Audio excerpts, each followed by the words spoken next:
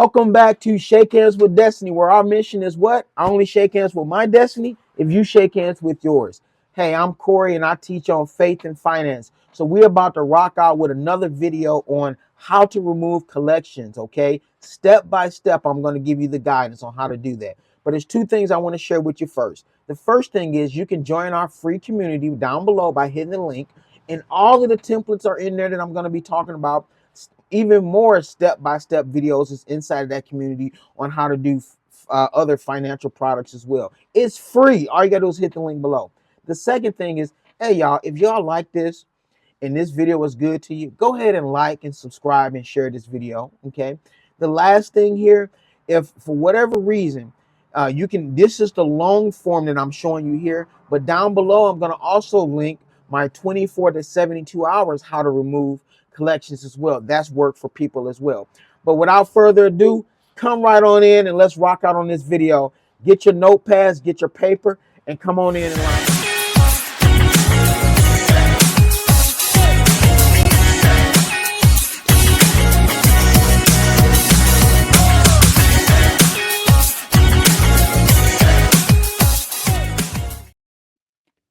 Hey, welcome back to Shake Hands with Destiny, where our mission is what? I only shake hands with my destiny if you shake hands with your destiny. Hey, I'm Corey. I teach on faith and finance, and tonight we're going to be talking about how to remove collections. So without further ado, we're going to jump right on in, okay? So let's jump on in here.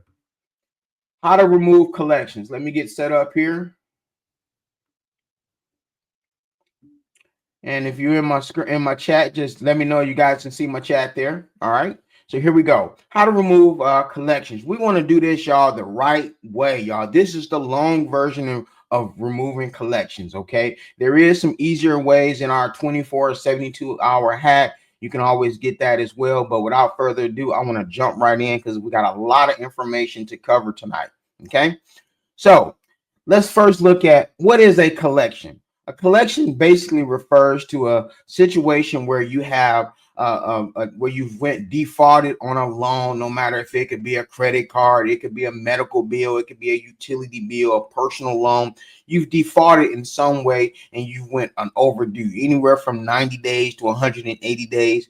And you have a third party situation that's now involved. Okay, so that's where collection happens, not a charge off, but this we're talking tonight particularly about collections. This is how you handle collections. Okay, now understand this, y'all. There's two different companies that handle, two different entities that handle collections. You have collection companies and you have debt buyers. And I want to explain the two because so you understand the difference when you're getting responses from them in your dispute, because your dispute process could be your dispute answering that you're receiving back could differ depending on if it's a debt buyer or a collection company. Okay, first of all, what's a collection agency? A collection agency kind of is the middleman. Okay, they work on the behalf basically of the original creditors been hired. So i.e., let's say Verizon, you've charged off a Verizon phone. So Verizon hires XYZ collection company and say, hey, they owe me $1,000. I will pay you anywhere from 20 to 50% to go collect this money. Okay.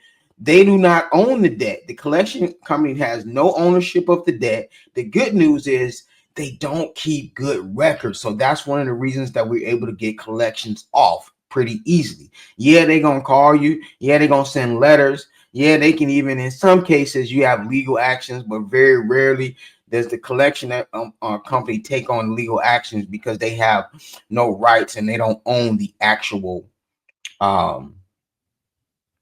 collection. Okay, so that's how a collection company works. Okay, they work on a basically they get a percentage, and the original creditor, they can change collection companies. So if XYZ company doesn't get the pay, they'll change up and go to the next ABC company. Then they'll go to WX, Y, and Z company, so to speak. Okay, versus a debt buyer. A debt buyer, they buy the debt for pennies on the dollar, y'all. Okay, I'm talking about 5-10 cents on the dollar. So they buy it for pennies.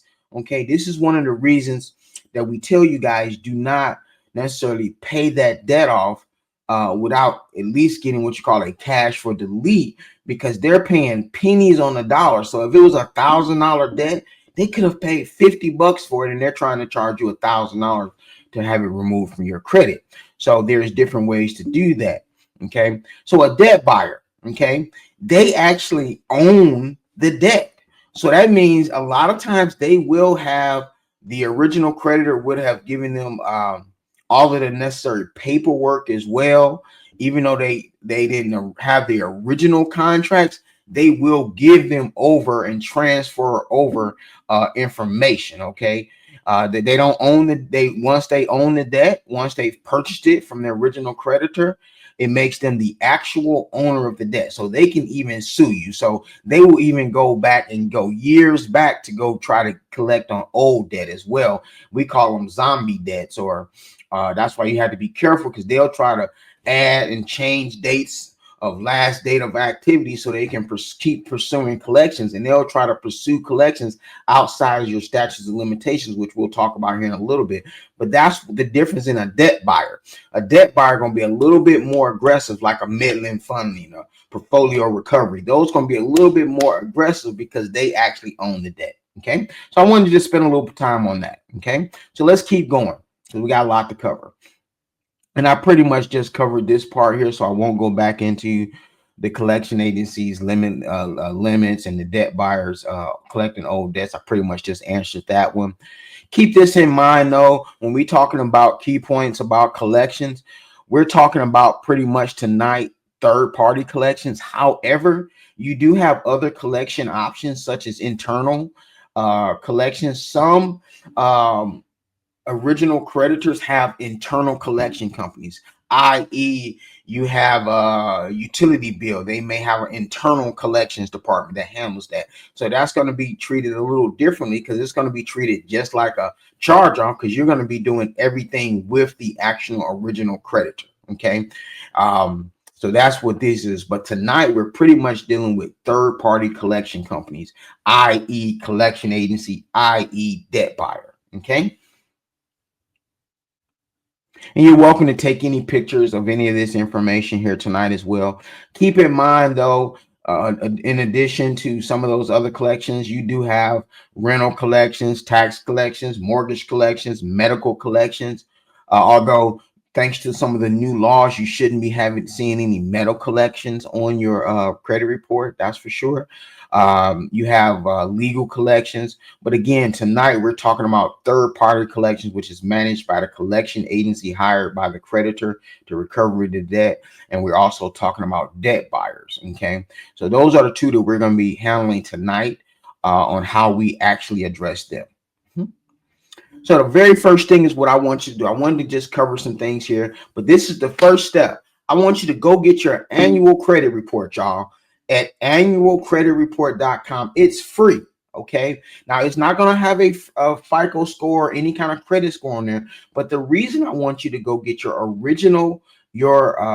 credit report, because if you ever go to court, this is the credit report that's going to be able to stand up in court. Okay. Because this is what they recognize. The federal government recognizes this is your actual credit report. Okay.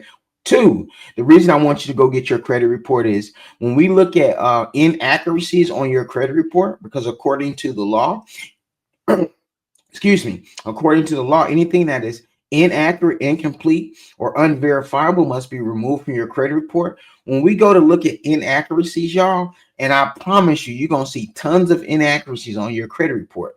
But the good news is the more years you have to look at inaccuracies, when you can look at 7 years versus 2 or 3 years, you have more inaccuracies the more time frame that you have. So that's the reason you want to look at your actual credit report, opposed to treating places like Credit Karma, My Free Score, Identity IQ as your actual credit report. Yes, you want to get credit monitoring because it'll have your 3 credit bureaus side by side, and you want to be able to monitor your credit report. So yes, you want to go get your free annual credit report first, but you also want to have a credit monitoring source such as My Score IQ, My Free Score, Identity IQ, and so forth. Okay. So now that you've collected your reports, what we're going to be doing is looking for errors, y'all.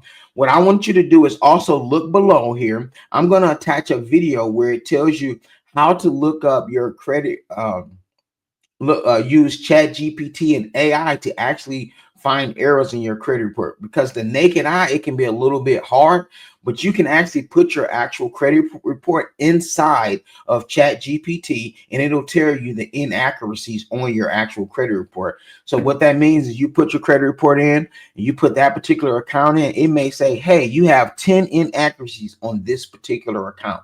Okay, but I'm not going to do that today, but I will pin that video and you can take a peek here at it and watch it. But what I'm going to give you some of the more common ones that I see.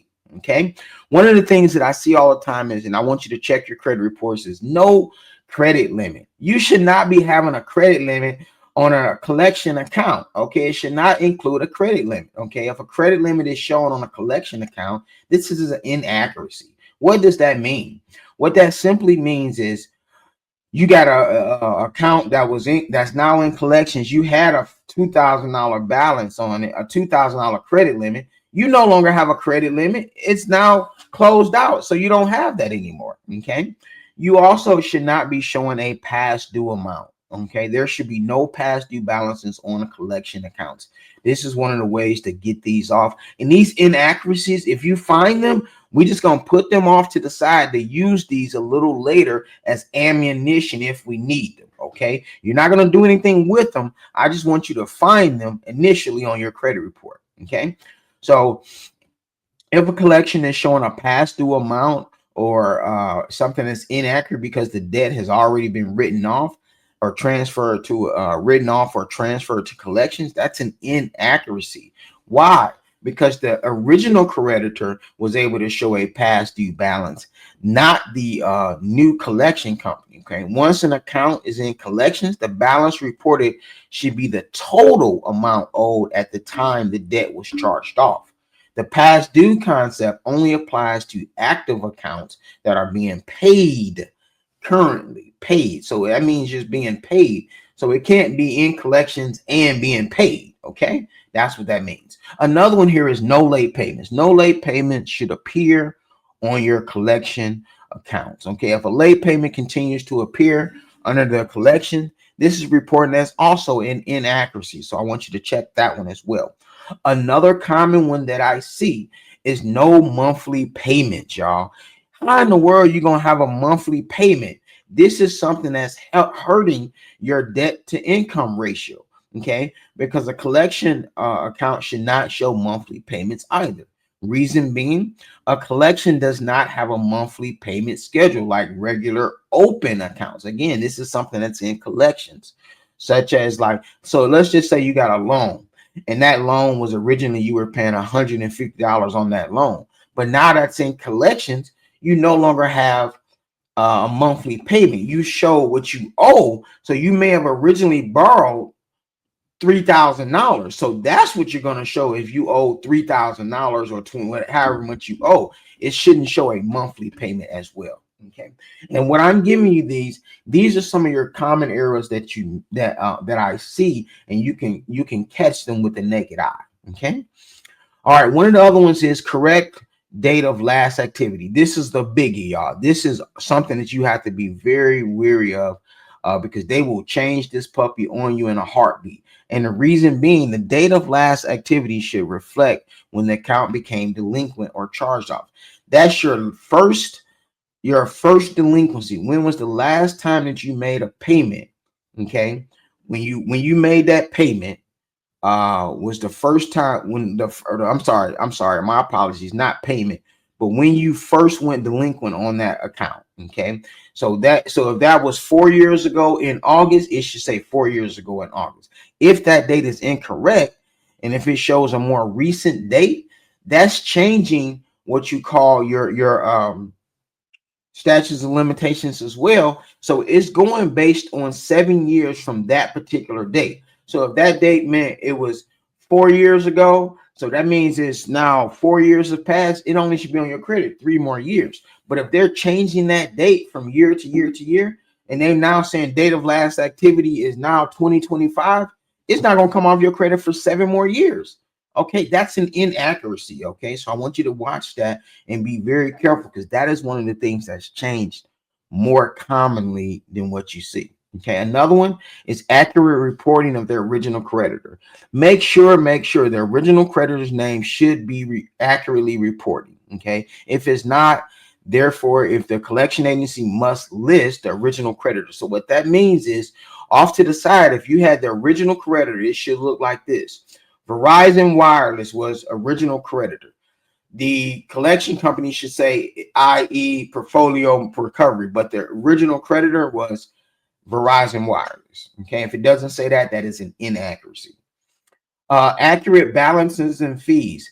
Whatever the balance should report, the balance reported should be accurate and include only the actual amount owed at the time the account was sent to collection. Be very careful. Be very careful of the collection fees or the interest that the collections agencies will try to add.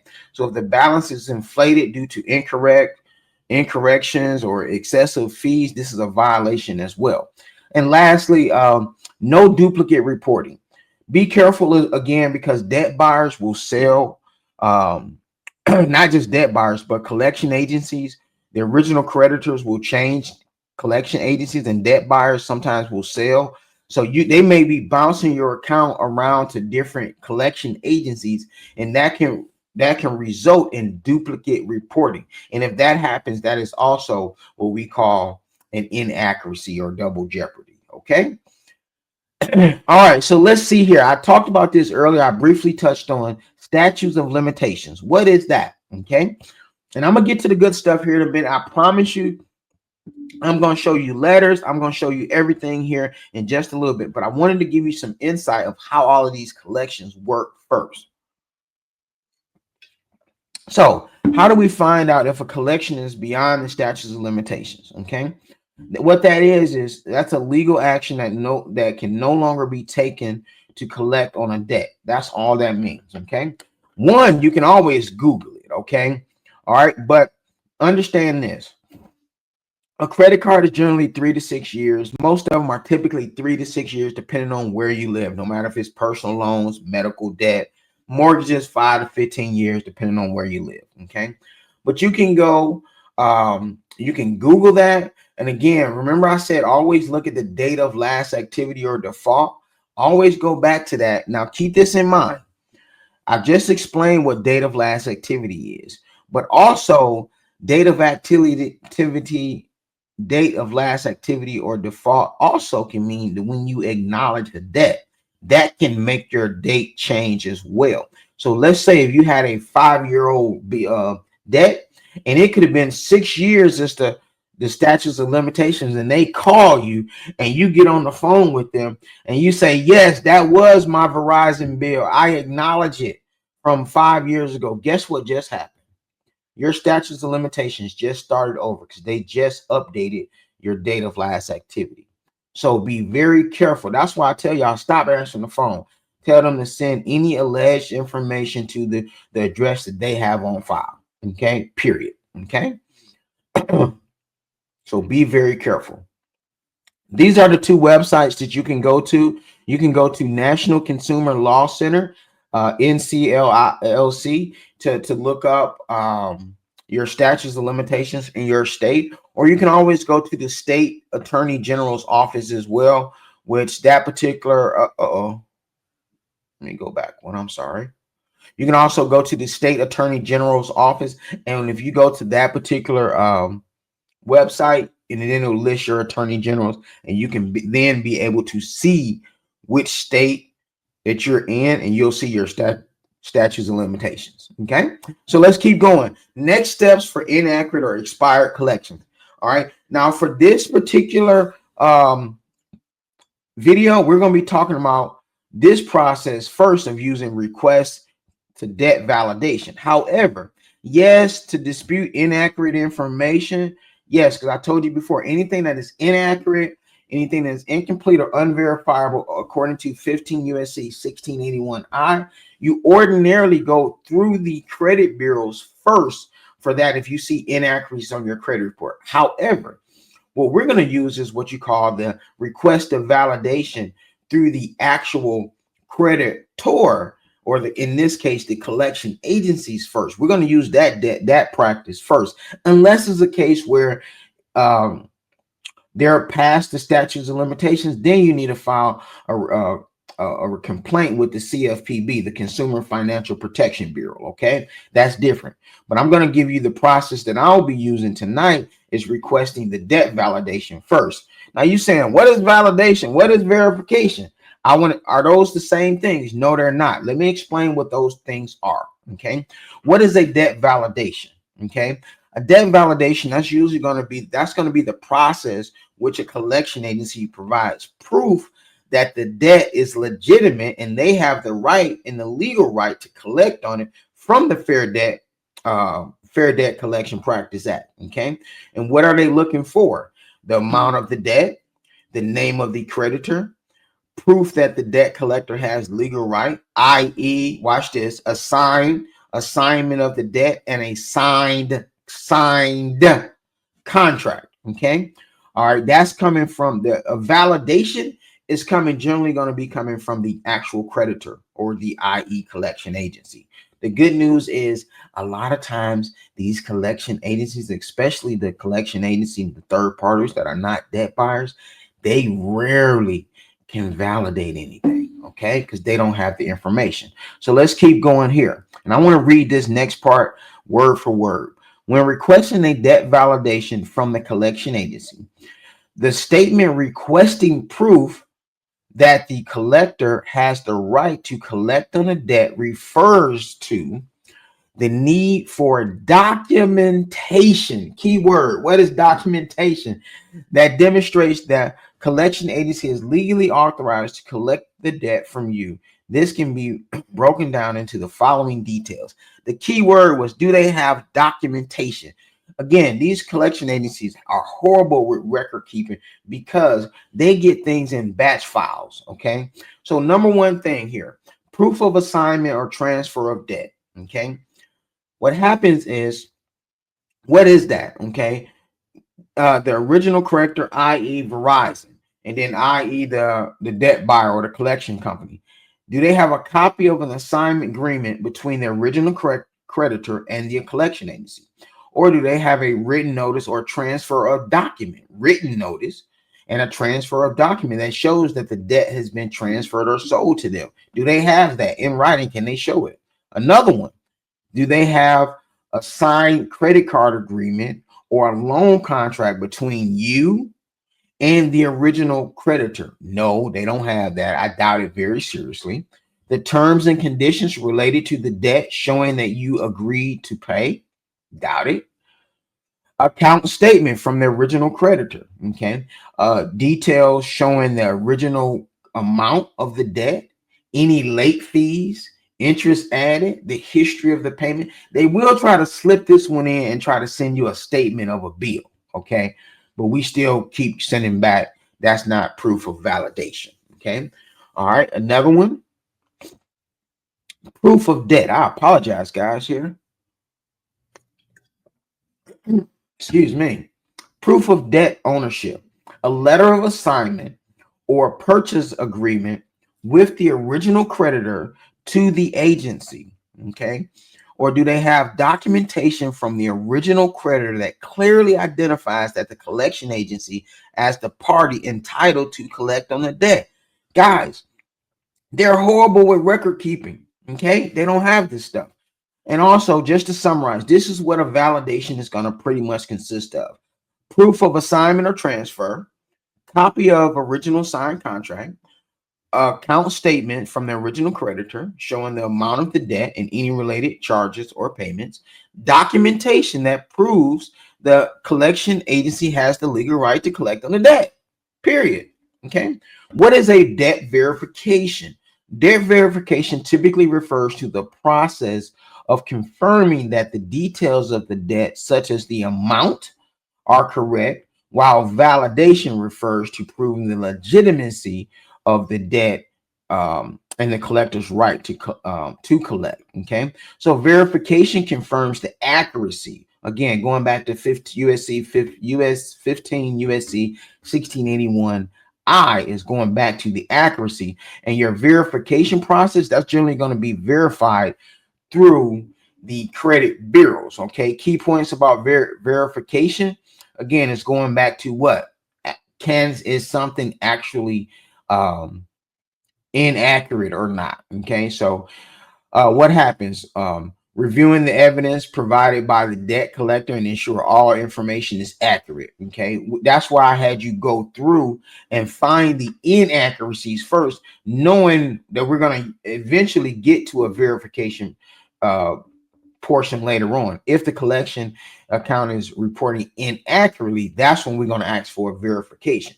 But again, we're going to ask for the validation from the creditors first before we go to the credit bureaus and go and get a verification later on. Now, again, this is my process. I'm not saying that other people's process don't work, guys, because it definitely could work. This is just a process that I've seen collections be removed. Okay. All right, so let's keep going. Examples of a debt verification: disputing the amount. If you recognize the debt, but you believe the amount is incorrect. Again, those are the balances or the amount. That's an example of a verification. Okay, these are some of the key laws that I'm utilizing here.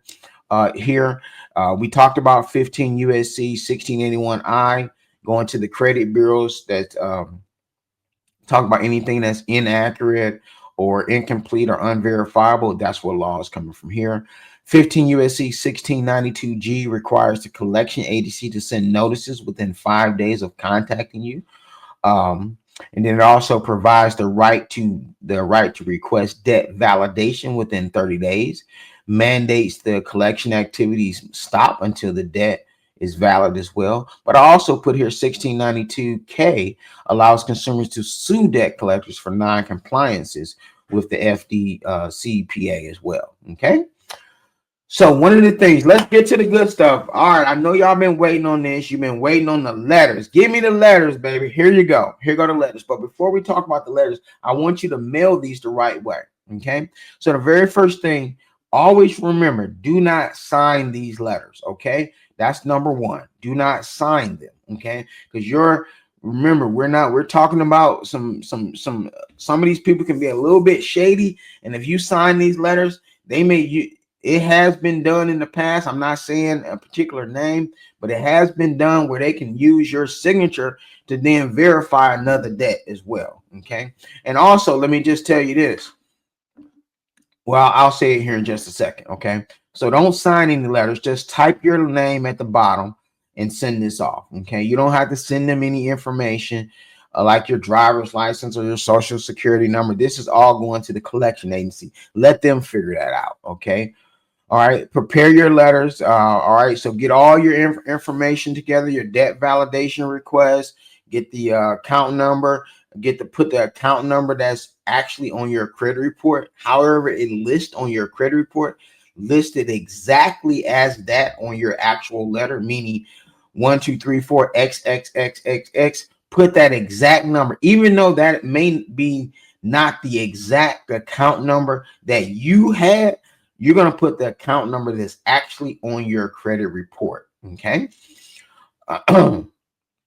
Another thing here, always make copies, guys. I can't tell you how many people send letters off and they don't make copies. Why are you not sending copies? Okay. Make a copy, because this thing, you could go to court later on down the line. Okay. Oh, did I tell you? No, I didn't tell you that yet, but I will here in a minute. All right. So make copies of whatever you're sending. Do not include payment. Guess what, guys? The minute you pay, that then validates the debt. Okay. The minute you pay, boom, instantly, that's now validates the debt. Okay. So don't go sending a payment with the validation letter. Okay. That validates everything then. Okay. Another one. Send letters, certified mail. Listen, guys, I know y'all gonna get mad at me. You're gonna gripe about this, but send this stuff certified mail. Why am I telling you to send it certified mail? You may end up in court because one, this allows you to track everything step by step. Okay. All right. By you being able to then track this step by step, it allows you to say, okay, they got this on X date. So now the time starts on this date. So if I know if they got this on the 15th of March and they need to respond within 30 days, and here's a little secret, guys. I forgot to tell you this. Instead of waiting for snail mail, always go to Experian, Equifax, and TransUnion. Sign up for their free, they have a free program, all three of them, where you can track your disputes online. Why am I telling you to do this? If you're already in our community, I already have those links listed, okay? So once you have signed up for all three of those, the reason I'm going to tell you to go ahead and do that, because whatever happens on your account, i.e. Experian, TransUnion, or Equifax, they always update it on the website first. So what that means is if the credit bureau, if the creditor comes back and says, hey, we've validated your account, or the credit bureau comes back and says you're verified, they have to update that on their website. They may have done that within 10 days instead of you waiting for snail mail that may take 30 days. So the minute you get a response, you can immediately respond back. So you're not having to wait the full 30 days to respond. That's a little pro tip for you. Okay, so let's keep going. But I recommend sending everything certified mail. All right, and you kind of know this part, steps to sending certified mail. I don't necessarily, you can do the return receipt request, but whenever you get that tracking number, you can track it that way as well. I do track your letters, but also I recommend, I'm not going to share it here tonight, but I also do, well, I guess I could. Hold on here. I want to show you something here. Let's see if I can do it.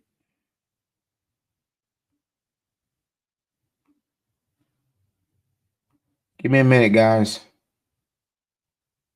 Oh, I'm not gonna be able to do it. Okay.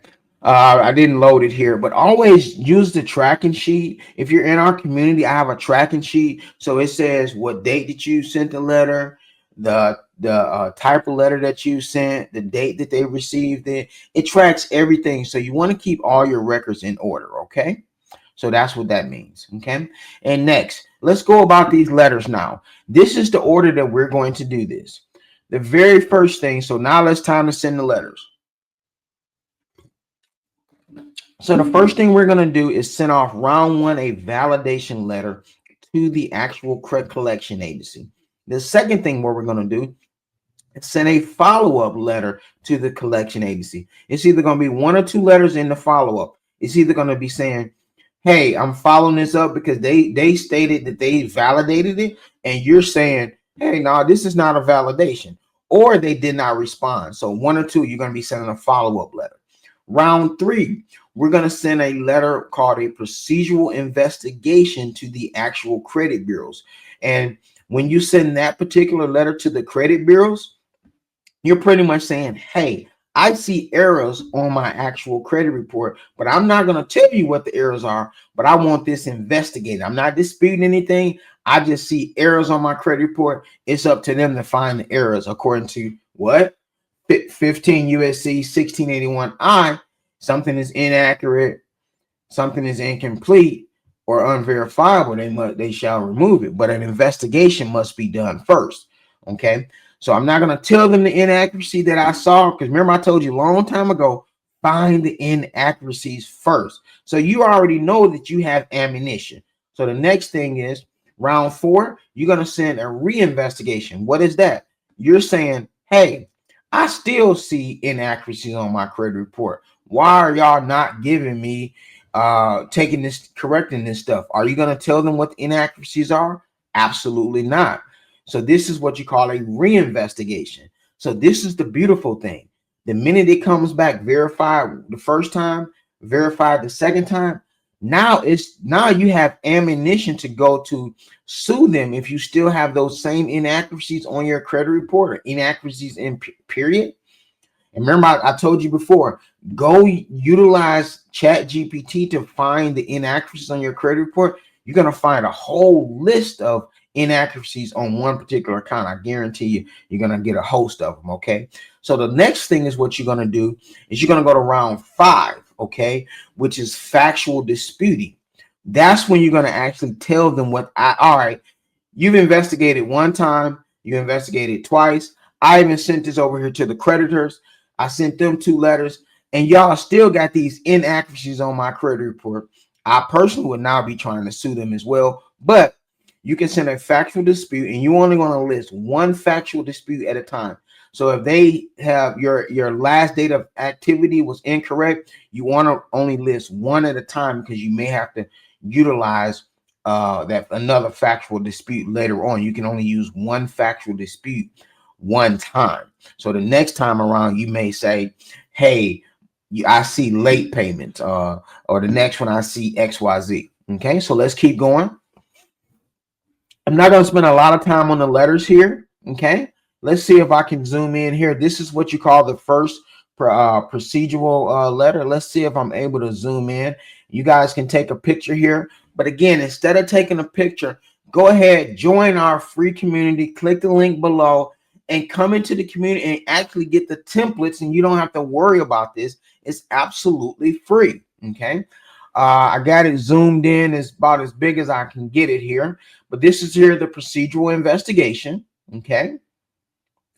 Let me see if I'm able to. I think I got, yeah, guys, I got it zoomed as big as I can get it. Okay. That's the first page. That's the second page. Okay, there we go. I think that's as large as I can get it. That's the first page if you want to take a picture. That's the second page. You want to take a picture, I'll give you a second. Let's go to the next page. So the next letter here is if they've came back and said, hey, y'all, it's validated. Now what do you send? You want to send the next letter. And if you notice, I have everything highlighted. So the only thing you need to fill out is the highlighted area, okay? But read through the letter, of course. All right, so this pretty much say, hey, in response to the communications dated on X date, the date that you sent it, following my letter dated X date in my initial letter. So you want to fill these out here. And you want to pretty much, this is your follow-up letter saying you've sent, I think on this letter, though, I didn't highlight here, but I'll go ahead and make these changes in our community where it says in this second paragraph, instead of providing me with the requested validation, you sent, describe here what they sent. Describe what they sent here, i.e. general generic statements, account history, and so forth. Okay, so take a picture of that one. And the second page to that, go ahead and take a picture. I'll give you a second.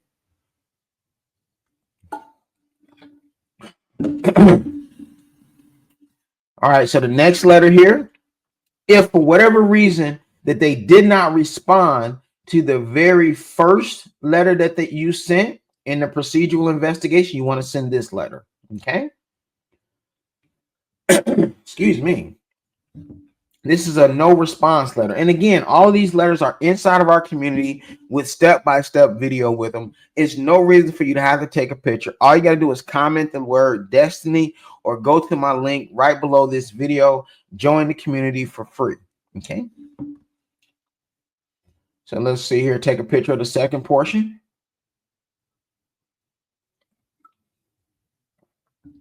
Okay.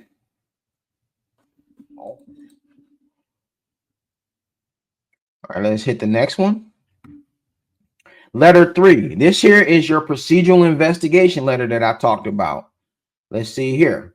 This is the procedural investigation letter. Again, if this is, I got this as large as I can put it on my screen, guys. I apologize. But again, all you got to do is join the community. Comment the word destiny or go right to the link below here. And I'm going to post it in here where it says join the free community. Click that link. Okay. Second part of that letter. And remember, now I do want to bring back something to your attention. When you're sending letters to the credit bureaus, i.e. Equifax, TransUnion, Experian, this is when you still don't sign anything. However, you do send it with a photo ID and a proof of residence, such as your utility bill. Okay, you do want to do that. when you're sending to the credit bureaus. When you send to the collection agencies, you don't send anything. So here's the reinvestigation letter. Okay, you want to take a picture here. This is after you sent the first letter and it's still listed there. As I talked about before, this is the letter saying, hey, I told y'all already. I sent this. I told y'all to investigate the first time. You didn't do nothing. Now I sent it the second time because I still see errors. Here's a reinvestigation letter. And personally, I'm going to be quite honest with you. I love it when they don't take these off because the next one they're going to get is a lawsuit letter. Okay. Because you don't, again, let me tell y'all something. You don't need a lawyer to sue these guys. Once they verified it once, they verified it twice, and then the third time around, you now still have factual errors. You have proof that you have factual errors. You now have all of the ammunition in your court. The ball is in your court. So now you can play and determine what they get. In 2022, y'all, the average lawsuit was $4,200 or $4,800. Okay. Plus they got things removed. Okay, so let's take a picture of the next one here.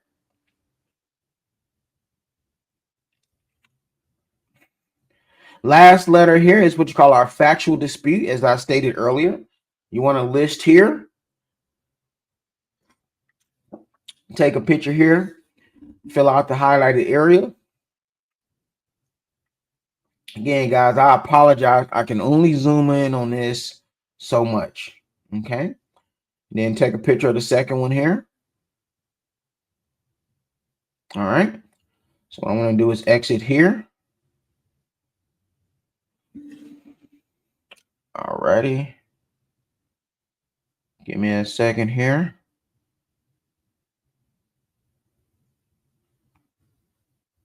There we go. You found me. All right. I couldn't find my own self.